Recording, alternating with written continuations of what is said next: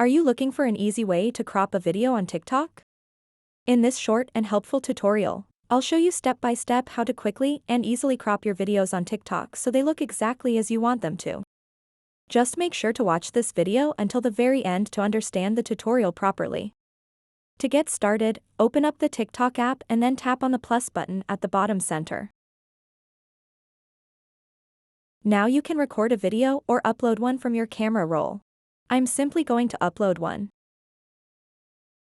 So now what you want to do next is tap on the edit button at the top right. And then tap edit at the bottom. After that, swipe left on the toolbar at the bottom and you'll see the crop option. So go ahead and tap crop. And now you have the ability to crop your TikTok video. You can freeform and crop this video however you want, or you can select one of these presets at the bottom. You can select 9 by 16, 16 by 9, 1 by 1, 3 by 4, or 4 by 3. Once you've cropped your video, tap Save at the bottom right corner of the screen. So that wraps up this tutorial. If you have any questions about this whole process, please let me know in the comments section below.